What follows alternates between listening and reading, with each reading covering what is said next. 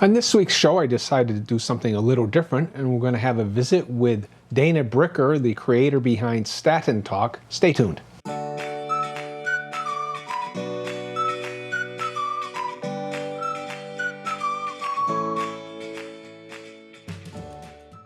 Okay, on today's video, we have a special guest, Dana Bricker of the YouTube channel Statin Talk. So Dana, welcome. It's nice to meet you. Thank you, Russ. It's a pleasure to be here. Love your channel as well. And any viewers that I have that may watch this, you need to subscribe and go watch Russ. He's got a lot of information that is very, very good for you. Thank you. And one of my goals here is to expose your channel to my viewers so that they may feel inclined to sign up. I have a bit of a take back to do here. It was right after I released a video in which I said I was the only statin exclusive channel that I knew about, then I found yours. So it was a little bit of YouTube karma that your channel would pop up in my stream right after I had released that. So I thought it'd be a good idea to have you on the channel. So why don't you tell me a little bit about your history with heart disease, and I guess you're in secondary prevention? Well, I had a heart attack when I was 58. And I ate a lot of different foods and stuff like that that I knew when I went in the hospital I was clogged. And I told the doctor, I said, don't need to do anything. I can tell you what's wrong. I'm clogged. So they found I was 70 and 80% clogged. They cleaned me out, put stents in, ballooned and stented one artery and stented the other, and sent me on my merry way. And unfortunately, one of the things they don't do is they don't teach you how you need to recover after you have a heart attack. They let you figure all this out on your own. Anybody out there that's watching that's had a heart attack, you know exactly what I'm talking about. You're invincible one day, and the next day you're no longer invincible, but they don't tell you how to handle that. They just say, okay, you're on your own. Go figure it out. But here's a bunch of medication that you need to take. What's the and statin? One of those is statin. And they put me on the highest dose of statins that you could be put on. I was on 80 milligrams. 80 milligrams of atorvastatin, Lipitor? Yeah. Okay, so that's basically kind of eventually led you to starting your channel? Yes. What happened was I was on the medication for a year. I did exactly what the doctor did, but I noticed things were changing in my body. I was having a lot of injuries. I was, my muscles were fatigued. My joints were aching. I told at the time when my dad was alive, I told him, I said, I feel like I'm 80 some years old.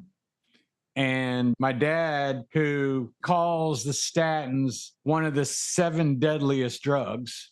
Yep. In fact, that was his exact wording for statins. Told me, you need to research what you're taking, son. So I did, and he actually set me on this quest that ended Statin Talk. It actually went through Obese No More because I had lost over 125 pounds on this journey. I haven't had fried foods in almost 4 years. Okay. So there are some sacrifices I made, but in the meantime, I found that my body was responding positively. Weight loss was going down. However, the joints and the pains, and now that I was in the gym, I was getting injured just about every month. Something was wrong. And I couldn't put 2 and 2 together until I was able to link it directly with statins and realized statins was causing all my damage. And that's when I put the statins away and said, nobody needs to be talking this, and Statin Talk was born. You inject a bit of humor in your channel. What's your approach? I believe that we all need to laugh. We all need to find things humorous. We need to find things funny. I naturally find stuff funny when I'm talking about statins. And like in the last video, when I talk about, fungi is where statins actually originally come from, I said, rolls off the tongue like a pizza, It just, things like that. I just want people to laugh because laughter brings down your blood pressure and laughter makes us all healthy. So I was like, this is my approach.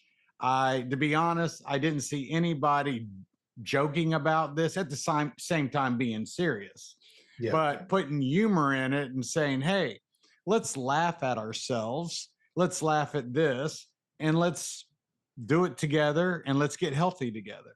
So you did have to figure it out yourself as far as you got off statins, I presume. Yeah, I am off statins. I do not take them. I am my doctor's worst nightmare. I told her, I said, statins are not in my recipe of medications, not going to happen. I don't take any blood pressure medicine. I got off the beta blockers because they're not good for you either. And realized that just natural health alternatives and just living your life right will control your cholesterol just fine.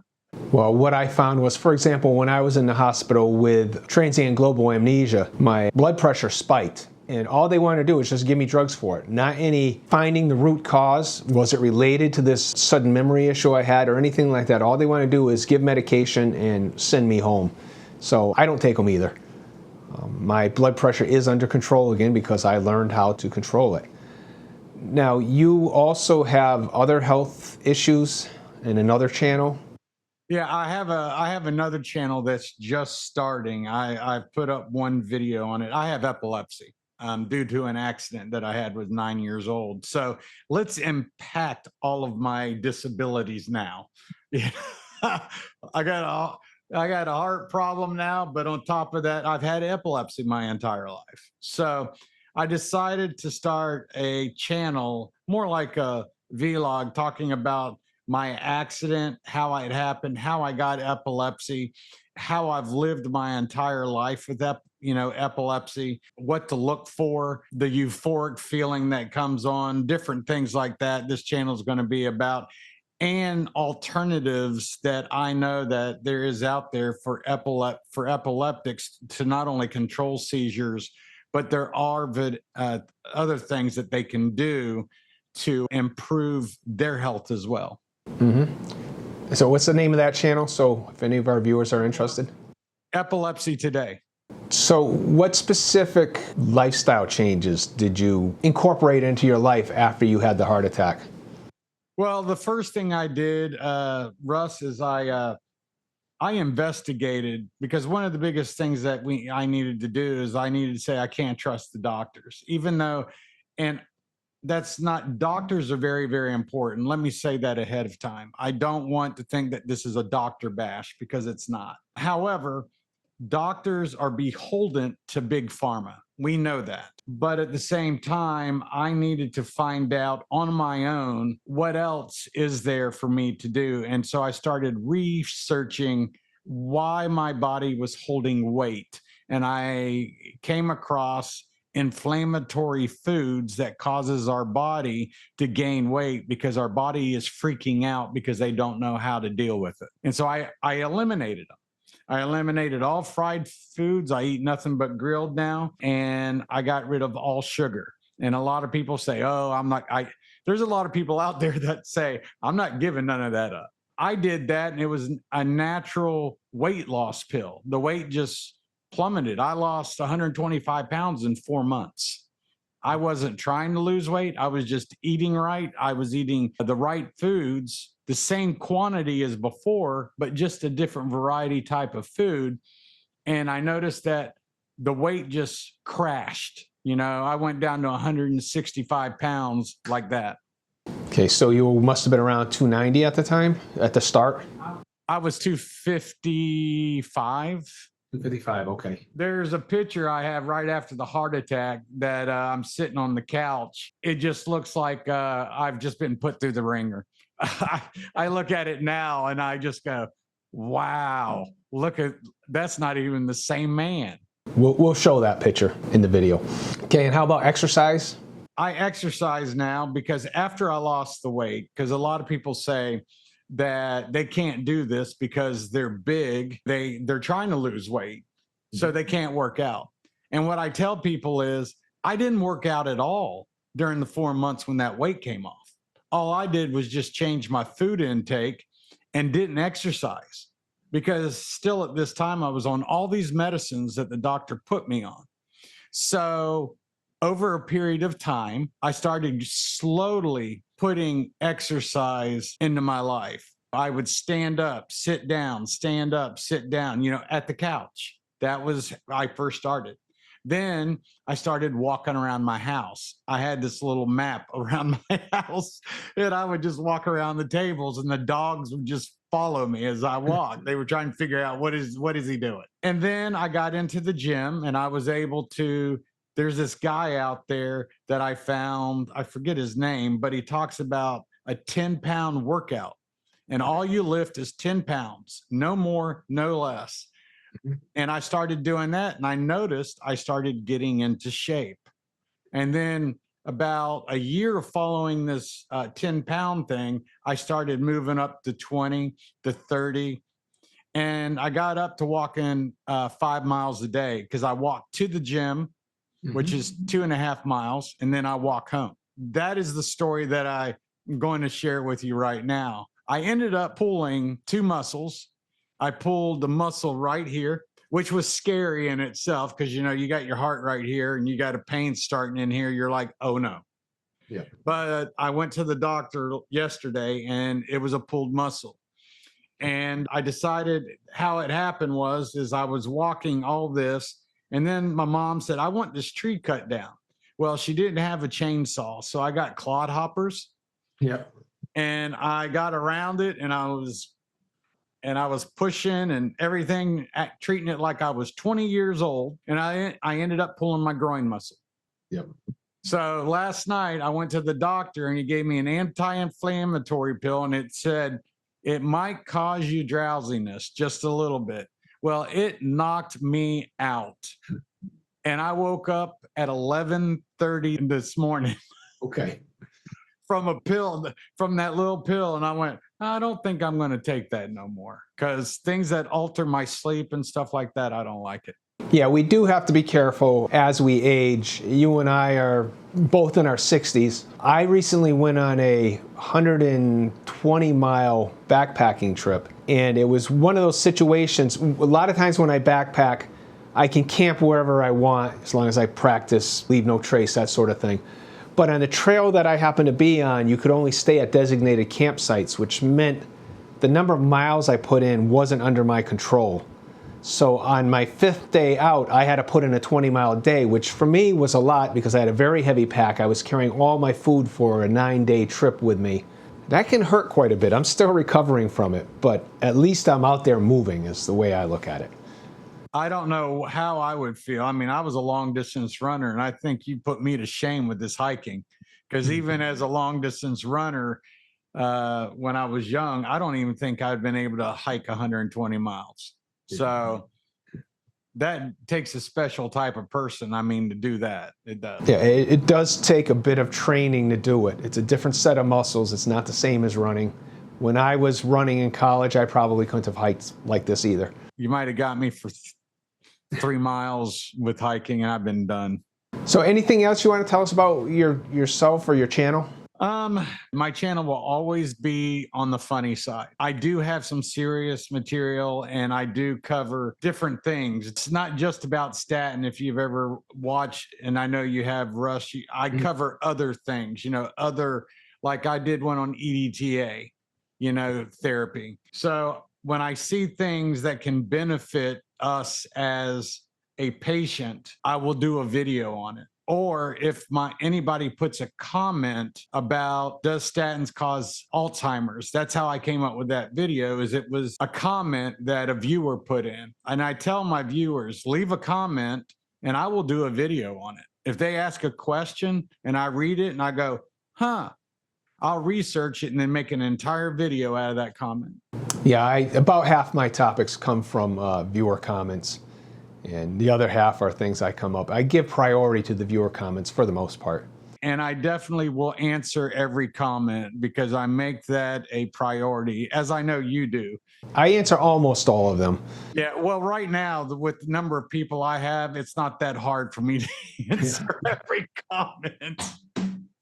I did fall behind a little while I was out on the trail. And occasionally I will get a troll, and as long as they're polite, I'll leave their comment up. If they start using derogatory language towards me or any of the other commenters, I'll delete them. I've only had to delete like 3 or 4 comments out of the thousands that I've gotten. I don't mind if somebody disagrees with me. I'll leave that up as long as they're polite and state their case. I'm not into censorship.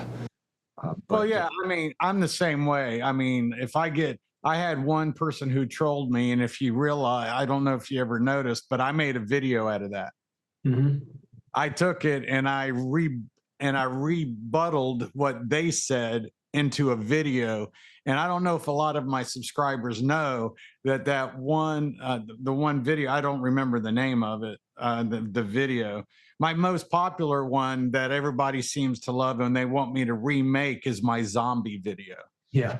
Yeah, I get a lot of people who say they love that, and they actually love that thumbnail I created for it, and they said I should use that because I put it to the community, and that was one of the ones they voted on that I should use as a standard thumbnail for all my videos.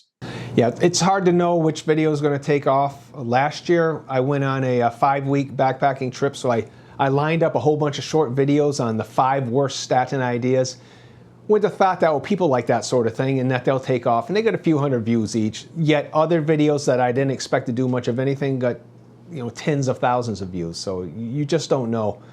YouTube is still a mystery in many ways. Oh, I wanted to ask you a question. How did you find using ChatGPT for your information? Did you find it interesting? Yeah, what I found was that it is maybe a good way to get ideas, to find out what the conventional wisdom is out there. I didn't see anything new from it. If you had to do a calculation of some kind, like recently I wanted to figure out how long the battery in my headlamp would last if I set it to green, because I discovered and later confirmed that the mosquitoes at night go kind of dormant if you turn a green light on. For some reason they fear a green light. Well, I went on to ChatGPT to figure out how long will this battery last with that setting, and it asked me, well, what's the brand of the headlamp, and that sort of thing. That sort of factual thing, I think it can actually do pretty well on. The problem with the statin information is it was just parroting conventional wisdom at me. To me, that was kind of useless. There was no real creative thought in it. There was nothing new. It was just, hey, here's what the studies say. And even then, I think that it overinterpreted some of the studies, as I said in that video. Yeah. But I think it's fascinating. It's come a long way, certainly since I was a grad student and taking artificial intelligence courses. AI is a whole different way. For somebody like me, I was a software engineer. I'm used to working with sensor systems, very straightforward stuff compared to AI. And AI is just a whole different thing. And there is some promise to it, but I suspect that as soon as AI starts saying, hey, statins aren't any good, then the mainstream medical profession is going to start poo-pooing AI completely. Oh yeah, you know that. But the one thing they can't get rid of, like, where do I get a lot of my information? I have to thank my mom. She gives me all of these medical magazines that talk about statins and different things, and I'll go in there and find one. That's how I got the EDTA and started researching all of that. It came through on one of the magazines that she gives me. She gives me a lot of health magazines so I can go through, and I will get some ideas out of them. But I do appreciate you bringing me on. I have to say that I work very hard, and I know that my channel is growing very slowly. And I just want to help people because I felt like this. And I know if I felt this way, where the medical profession kind of dumps you off, and I said, well, if I feel this way, I am not the only person that feels this way. Other people have got to feel that they've just been dumped off and nobody has been helped. Nobody helps them or anything except, okay, here you go, take all of this medicine and you'll be okay. Yeah, I get some heartbreaking comments on my channels, and I have to always be careful, just like you do, warn people. I'm not a doctor. I'm not your doctor. I'm not a doctor. I don't even play one on YouTube. But I empathize, and I really want people to know they're not alone with what they've gone through with statins. A lot of people don't go through it, But even if it's only 20% of the population, that is millions of people who are suffering because of these things. And I've seen figures go up as far as 30% of patients having severe adverse effects on statins. Which statistics we can trust, it's hard to say. We don't know what statins are doing. The research I have found is that statins, even though that they may help, they do take years away from your life. Yeah, I think they take the quality of the years away from your life for certain. Yeah, they do. Okay, so I think we should probably wrap it up now. So I'd ask my viewers, please go over and visit Dana's channel. I'll put a link to it in the description. It's called Statin Talk. And his other one is Epilepsy Today. And I hope you'll find each of those interesting. So Dana, thanks for joining me. Russ, thank you for having me. It's been a pleasure. It has. I hope you enjoyed this little talk between Dana and myself. He offers a different perspective, which I think we should all take a look at. And if you appreciate this content, please like, share, subscribe to my channel and to Dana's channel, and comment on this topic or others you'd like us to cover. And if you haven't seen this video, I recommend you take a look at it now. Thanks for listening.